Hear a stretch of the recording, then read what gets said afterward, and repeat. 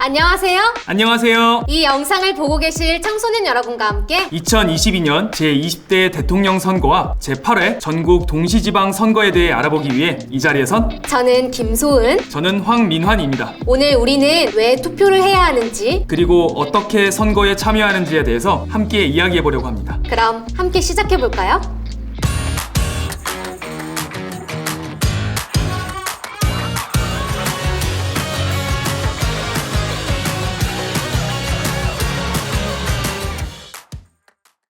여러분, 유권자의 뜻이 무엇인지 알고 있나요?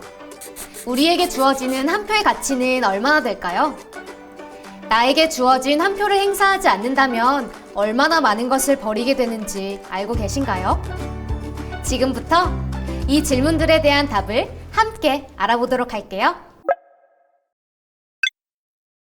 유권자라는 이름. 여러분, 유권자의 의미는 무엇일까요? 제가 생각하는 유권자란 투표를 할 수 있는 사람이라고 생각합니다. 제가 생각하는 유권자란 권리를 가진 사람이라고 생각합니다. 유권자란 국가 정책 방향 결정에 참여할 수 있는 사람이라고 생각합니다. 유권자란 선거의 권리를 가진 사람이라고 생각합니다. 유권자란 선거에 참여할 수 있는 권리, 즉 선거권을 가진 국민을 말하는데요. 그렇다면 선거권을 갖는 기준은 무엇일까요? 바로 연령입니다. 선거권 연령은 나라마다 차이가 있는데요. 우리나라의 경우 선거권 연령을 2020년부터 만 18세로 바꾸었습니다. 그렇다면 2022년 선거에서 만 18세가 되는 모든 사람은 투표에 참여할 수 있을까요? Nope. 아닙니다. 왜냐하면 그 기준일이 선거일이기 때문입니다. 즉, 선거일을 기준으로 만 18세 이상이면 유권자가 될 수 있어요. 제20대 대통령 선거일은 2022년 3월 9일입니다. 대선 선거일 3월 9일, 지방 선거일 6월 1일. 대선 선거일 3월 9일, 지방 선거일 6월 1일. 선거권 연령 만 18세. 선거권 연령 만 18세.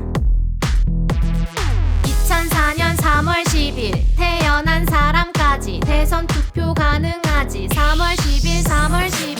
2004년 6월 2일 태어난 사람까지 지방선거 가능하지. 6월 2일, 6월 2일. 우리 모두 투표 참여, 밝은 미래 만들어요. 우리 모두 투표 참여, 밝은 미래 만들어요.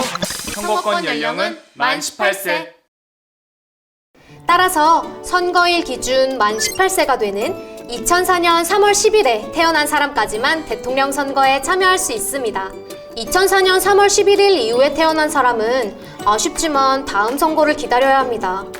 제8회 전국 동시지방선거는 어떨까요?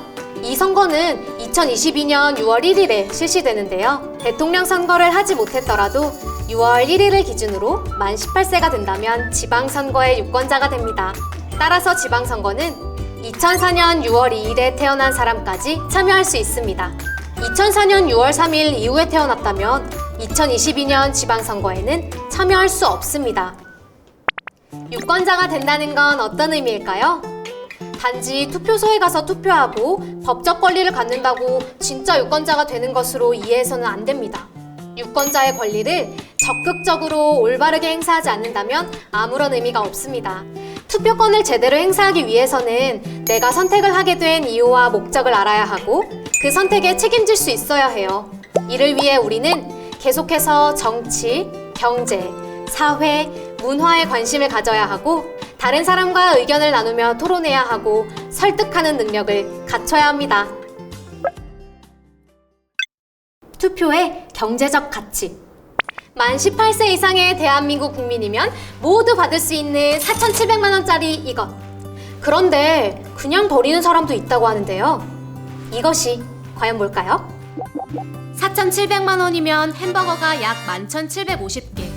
약 32년 1개월 동안 매일 햄버거 하나씩 먹을 수 있는 금액이에요.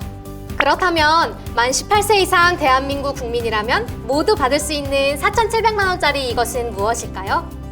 바로 투표권입니다. 그럼 투표권이 왜 4,700만 원일까요? 2020년 우리나라 예산은 512조 3천억 원입니다.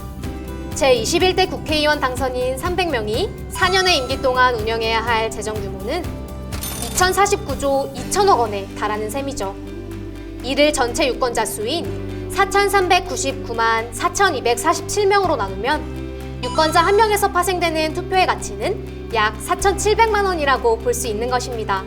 잘못된 선택과 투표 불참은 유권자 한 명당 4,700만 원의 세금을 잘못 사용해도 된다고 인정하는 것이죠. 투표의 사회적 가치.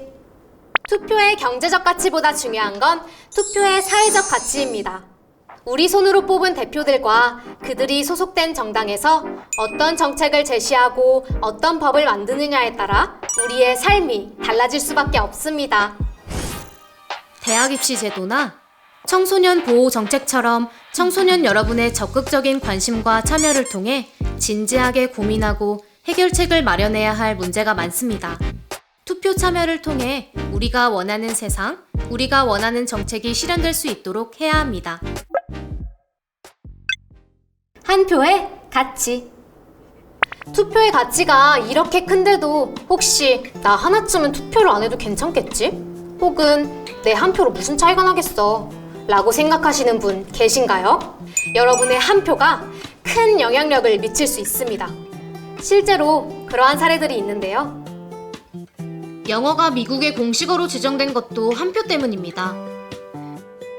유럽에서 이주한 이주민들은 원래 모국어를 사용했고 2세도 모국어로 교육했습니다.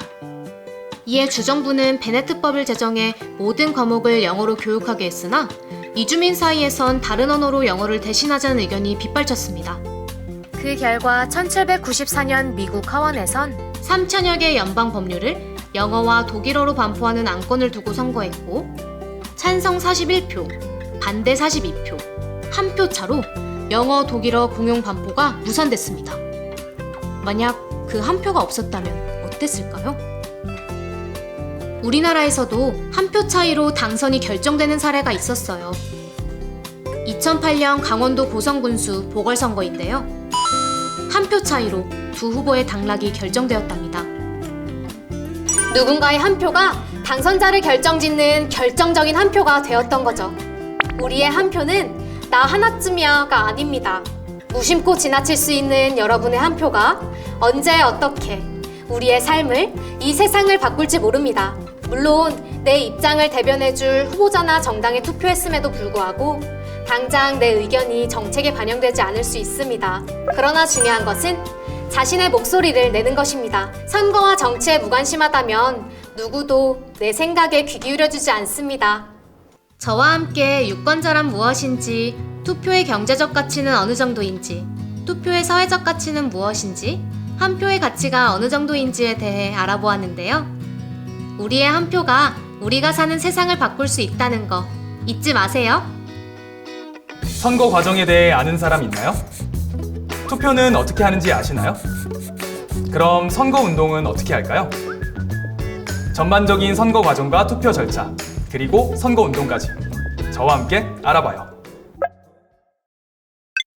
우리가 참여할 수 있는 선거. 여러분, 선거에 대해 잘 알고 계신가요? 유권자가 되면 어떤 선거에 참여해야 하는지, 또 선거 과정은 어떻게 되는지 함께 알아보겠습니다. 우리는 어떤 선거에 참여할 수 있을까요?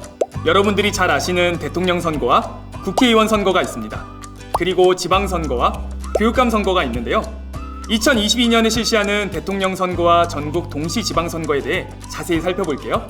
대통령 선거는 5년 동안 행정부의 수반이 될 대통령을 뽑는 선거입니다. 전국 동시 지방선거는 지방자치단체의 대표를 뽑는 선거입니다. 도지사, 시장, 시의원, 구의원 들어보셨죠? 네, 이런 분들을 뽑게 됩니다.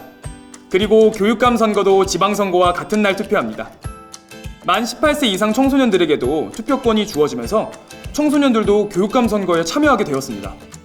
이제 교육감 후보자들은 청소년들의 목소리에 더욱더 귀를 기울이겠죠? 선거 과정 함께 알아봐요. 선거는 다음과 같은 과정을 통해 진행됩니다.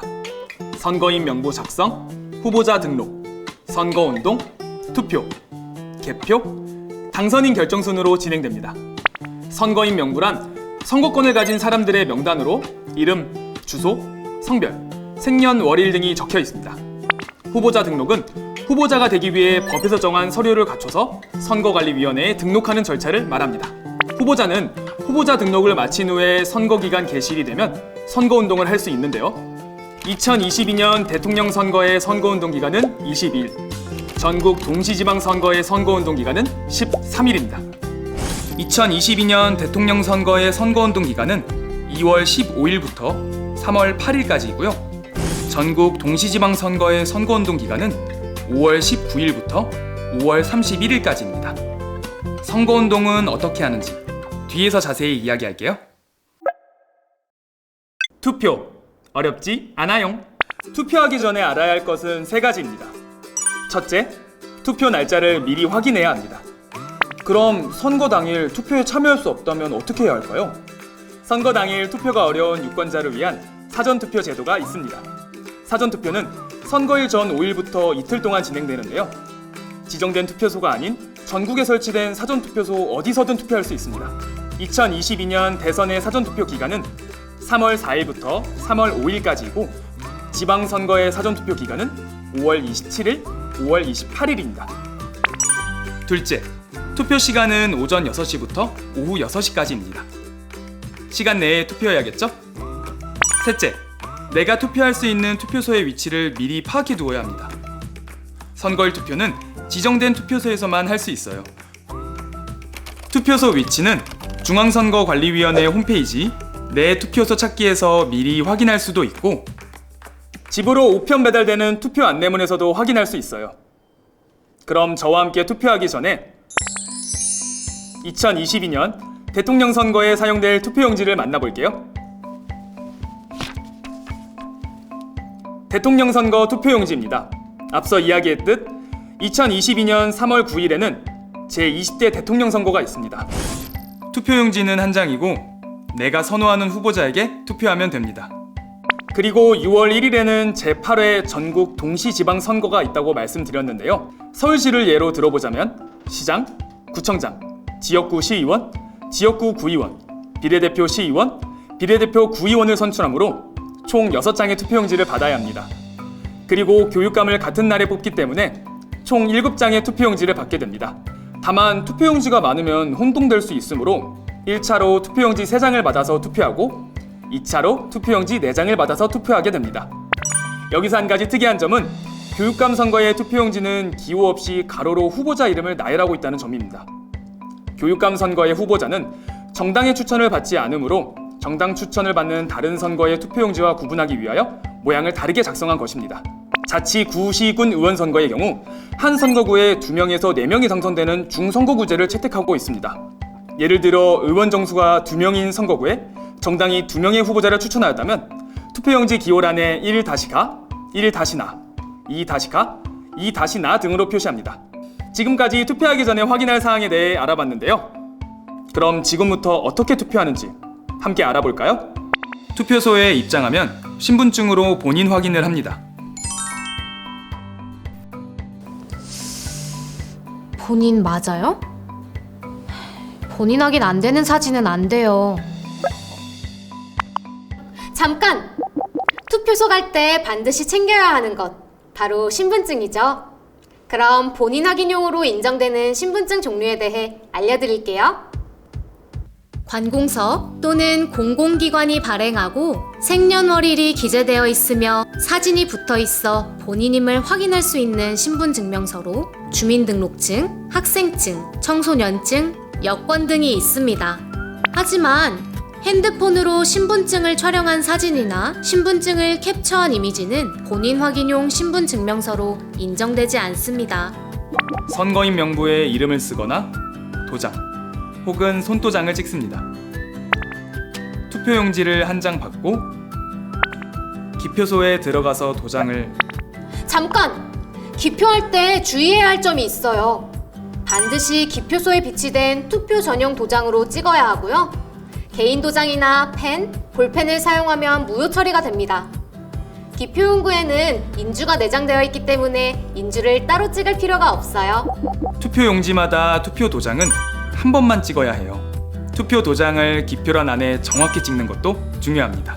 좋아하는 후보 모두에게 여러 번 찍어야지. 만약 여러 후보자나 정당의 투표 도장을 찍거나 어느 기표란에도 찍지 않으면 무효표가 됩니다. 그런데 투표지는 몇 번 접어야 되지? 한 번? 두 번? 10번? 투표용지에 기표를 한 다음 기표한 내용이 보이지 않게 투표지를 접어 투표함에 넣으면 됩니다. 여러분, 혹시 SNS에서 투표 인증샷을 보신 적 있으신가요? 투표를 했다면 우리도 투표 인증샷을 찍을 수 있는데요. 다만 주의사항이 있습니다. 기표소 내에서는 절대 투표지를 촬영해서는 안 됩니다. 촬영 시 비밀선거 원칙 위반 행위로 처벌받을 수 있어요. 대통령 선거는 방금 보신 것처럼 투표를 한 번만 하면 되지만 전국 동시지방선거의 경우는 그 과정이 좀 다릅니다. 지방선거는 1, 2차로 나누어 투표합니다. 1차로 교육감, 시, 도지사, 자치구, 시, 군, 장의 투표용지를 받게 됩니다. 후보자 옆 기표칸에 투표하고 기표한 3장의 투표지는 투표함에 넣습니다. 2차로 4장의 투표용지를 받게 되는데요. 지역구 시 도의원, 지역구 자치구 시 군 의원은 후보자 옆 기표칸에 투표하고 비례대표 시 도의원, 비례대표 자치구 시 군 의원 선거에서는 정당명 옆 기표칸에 투표하면 됩니다. 기표한 4장의 투표지는 투표함에 넣습니다. 투표하는 방법 어렵지 않죠? 그럼 우리가 투표함에 넣은 투표지는 그 이후에 어떻게 될까요? 투표함은 봉쇄에 봉인되고 투표 관리관, 투표 참관인, 경찰 공무원과 함께 개표소로 이동됩니다. 투표함이 개표소에 도착하면 투표함을 열어 투표지를 쏟고 정리합니다. 투표지 분류기 운영부에서 투표지 분류기를 이용해 대선은 후보자별로, 지방선거는 정당별 후보자별로 정리합니다. 분류된 투표지는 심사 집계부라는 곳에서 매수를 세고 육안으로도 전부 확인합니다. 집계가 완료된 투표지는 선거관리위원회 위원들이 확인합니다. 위원 확인이 끝나면 최종적으로 위원장은 후보자별 정당별 투표수를 공표합니다. 그리고 선관위가 발급한 개표 관람증을 받으시면 누구든지 지정된 장소에서 개표 과정을 관람할 수 있습니다. 그렇다면 당선인은 어떻게 결정이 될까요? 선거는 최다 득표자를 당선인으로 결정합니다. 그러나 대통령 선거는 최다 득표자의 득표수가 같을 경우 국회 공개회의에서 다수표를 얻은 사람을 당선인으로 결정합니다. 지방선거는요, 득표수가 같을 경우 연장자를 당선인으로 결정합니다. 선거운동 나도 할 수 있다. 선거법에서는 선거운동을 당선되거나 되게 하거나 되지 못하게 하는 행위라고 정의하고 있습니다. 그러니까 선거운동은 당선을 위한 행위뿐만 아니라 특정 후보자가 당선되지 못하게 하는 행위도 포함입니다. 어떤 후보는 절대 찍어서는 안 돼 라고 말하는 것도 선거운동에 해당됩니다. 그렇다면 선거운동은 누가 할 수 있을까요? 선거운동은 정당이나 후보자만 할 수 있는 것은 아닙니다. 선거권을 가진 유권자도 자신이 지지하는 정당이나 후보자를 위해 선거운동을 할 수 있습니다. 다만 교사, 공무원 등 법에 따라 정치적 중립성을 지켜야 하는 사람들은 선거운동을 할 수 없습니다. 여기서 중요한 점은 선거운동을 하는 시점에 만 18세 이상이어야 선거운동을 할 수 있다는 것인데요. 자, 그럼 여기서 문제. 오늘은 2022년 3월 4일입니다. 소은 씨는 2004년 3월 10일에 태어났다고 가정해 볼게요. 그렇다면 2022년 3월 9일 대선에 지지하는 후보자를 위해 선거운동을 할 수 있을까요? 정답! 할 수 있습니다. 선거권은 선거일 기준 만 18세 이상이면 갖게 되지만 선거운동은 선거운동을 하는 시점에 만 18세가 되어야 합니다. 따라서 선거운동을 하는 시점에 만 18세가 되지 않았다면 불법 선거운동이 됩니다. 그럼 만 18세 이상인 유권자 여러분이 할 수 있는 선거운동은 어떤 것이 있을까요? 기간에 따라 다른데요. 언제든 할 수 있는 선거운동이 있고 법정 선거운동 기간에만 할 수 있는 선거운동이 있습니다. 언제나 할 수 있는 선거운동은 어떤 게 있을까요? 문자 메시지로 정당과 후보자에 대한 응원을 부탁한다든지 선거와 관련된 메시지를 SNS에 공유하거나 문자 메시지를 전송하는 방법 등 온라인 선거운동을 할 수 있습니다. 하지만 여기서 정말 주의할 점이 있는데요. 휴대전화로 문자 메시지를 보낼 때는 프로그램을 이용하거나 한 번에 20명이 넘는 사람들에게 동시에 보내면 안 됩니다. 만약 프로그램을 사용해서 대량으로 그리고 반복적으로 문자를 보내게 되면 여러분은 아마 문자 폭탄에 시달리게 될 겁니다. 그렇게 되면 선거의 질서는 무너지고 많은 사람들은 불편함을 겪게 되겠죠. 그래서 선거법에서는 금지하고 있어요. 그리고 선거일을 제외한 평상시에도 선거운동을 할 수 있는 청소년 여러분은 말이나 전화로 선거운동을 할 수 있습니다. 즉, 반 친구들에게 어떤 후보자를 찍어달라고 말할 수 있어요. 하지만 확성장치를 이용하거나 5개 집회에서 다중을 대상으로 말할 수는 없습니다. 또한 직접 전화통화하는 방법으로 어떤 후보자에게 투표해달라고 건의할 수도 있지만 저녁 11시부터 오전 6시까지는 할 수 없습니다.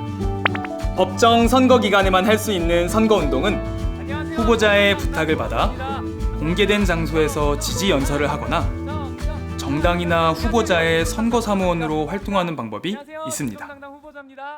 여기서도 주의해야 할 점이 있는데요. 자원봉사자 자격으로 일한다면 어떠한 작은 호의도 받아서는 안 됩니다.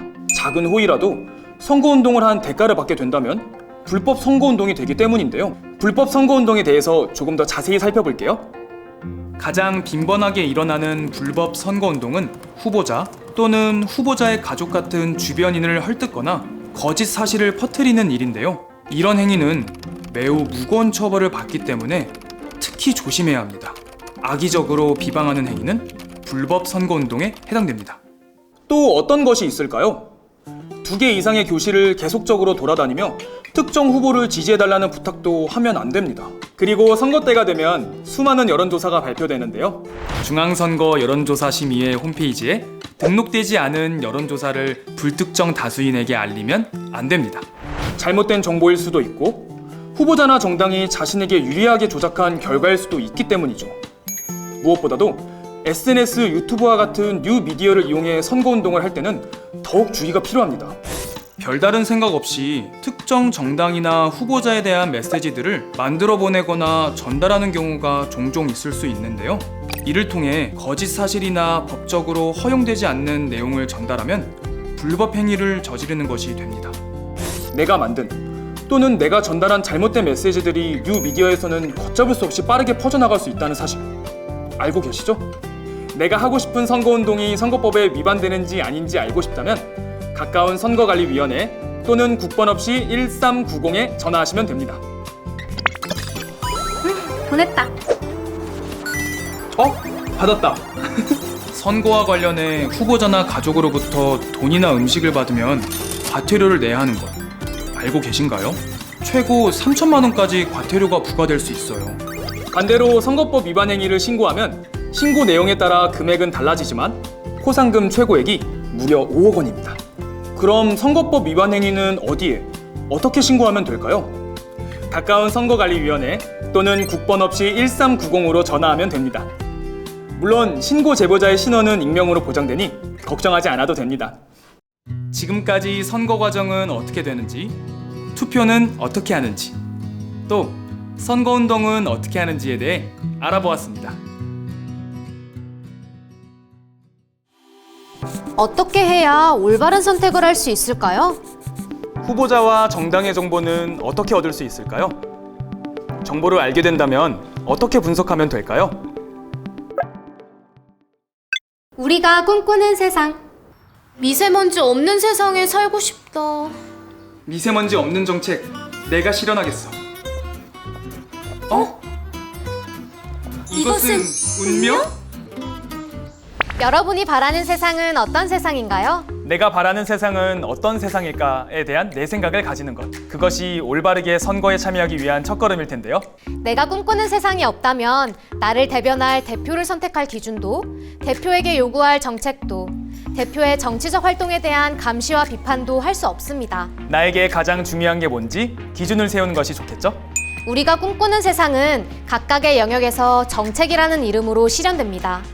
선거 때가 되면 정당과 후보자들은 분야별로 주요 공약들을 제시합니다. 그 공약들을 통해 우리 동네를 어떻게 발전시킬지에 대한 다양한 이야기들을 들을 수 있고 또 내 생각과 비슷한 공약을 제시하는 후보도 발견할 수 있을 거예요. 선거 정보 알아보기. 선거에서 올바른 선택을 하기 위해 가장 중요한 것은 충분한 정보를 얻는 것입니다. 내 생각을 만들고 내가 지지하고자 하는 후보자나 정당을 선택하려면 이에 대한 정보가 많이 있으면 좋겠죠? 그렇죠. 사실 저도 처음 투표를 하러 갈 때 누구를 뽑아야 할지 후보를 선택할 수 있는 기준을 세우기 위한 정보가 없어서 어려움이 있었는데요. 투표를 앞두고 누구를 뽑을지 결정하기 위해 정보를 얻을 수 있는 방법들을 지금부터 알아볼게요. 길거리의 선거벽보에서 정보를 얻을 수 있습니다. 선거벽보는 후보자들의 경력, 공약 등을 한꺼번에 비교해 볼 수 있는 장점이 있는데요. 여기서 주의해야 할 점은 선거벽보를 훼손하면 처벌을 받을 수 있다는 겁니다. 유권자들의 집으로 우편 배달되는 선거 공보를 확인하시면 더 자세한 정보들을 얻을 수 있습니다. 그리고 정책 공약 알림이 사이트도 있습니다. 선거관리위원회에서 운영하는 정책 공약 알림이 사이트에서는 정책과 공약을 쉽고 편하게 비교해 볼 수 있어요. 또 우리 동네 공약 제안 코너에서는 유권자가 원하는 공약을 직접 제안하여 정당과 후보자 등이 정책으로 만들 수 있도록 하고 있으니 꼭 들어가 보세요. 대한민국 공약 이슈 지도도 있죠. 2022년에 전국 동시지방선거가 있으니 우리 동네 주요 이슈를 미리 알아보면 좋은데요. 국민 생활과 밀접한 지역별 이슈를 지도 형태로 만든 거예요. 선거 후보자와 유권자가 지역별, 성별, 연령별 민원 키워드를 한눈에 확인할 수 있어요. 뿐만 아니라 정책을 직접 제안하고 참여할 수 있습니다.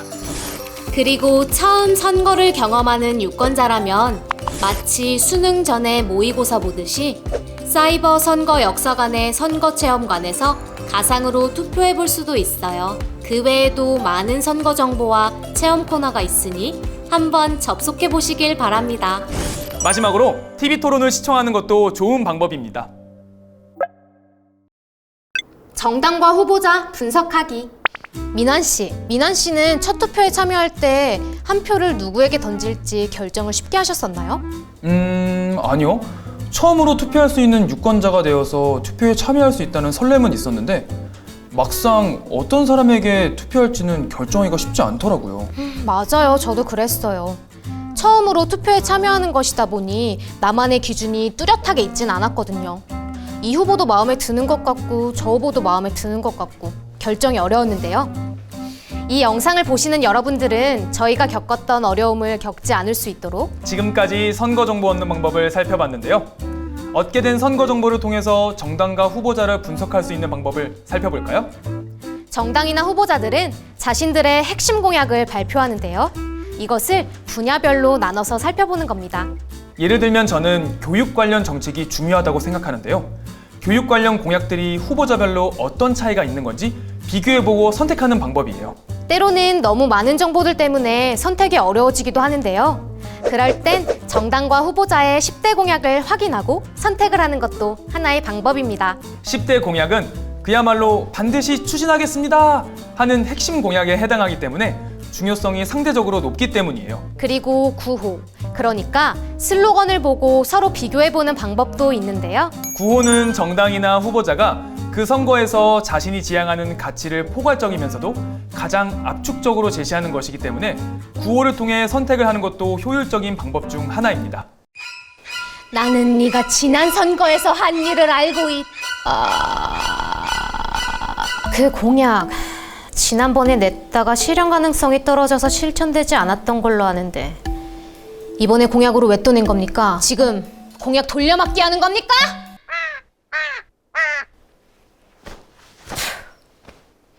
지난 선거에서의 공약과 현재의 공약을 비교해보는 것도 방법이에요. 지난 선거에 나왔던 공약이 단순 반복되지는 않았는지, 반복되는 공약이 있다면 왜 그렇게 된 건지 매의 눈으로 살펴보는 거죠. 공약은 좋은데 막상 그 후보자가 도덕적, 윤리적 혹은 법적 문제가 있는 사람이라면 공약만 보고 그 후보자에게 한 표를 던져도 되는 걸까요? 후보자들이 어떤 정치적 이력을 가지고 있는지, 국민으로서의 의무는 잘 수행했는지 등을 확인해보고 후보자끼리 비교를 해보는 것도 선택의 한 가지 방법입니다. 중앙선거관리위원회 홈페이지에 접속하시면 후보자별로 4대 의무인 교육, 국방, 근로, 납세는 물론이고 학력, 재산 신고액, 병역, 납세, 전과 입후보 횟수 등 후보자의 정보를 쉽게 찾아볼 수 있습니다.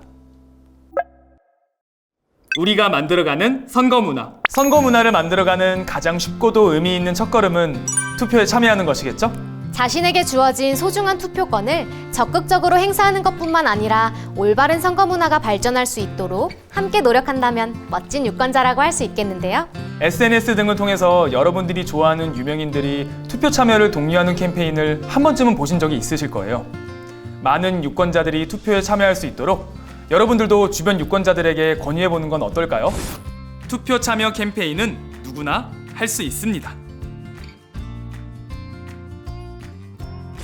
그런데 투표 참여를 권유할 때도 주의사항이 있습니다.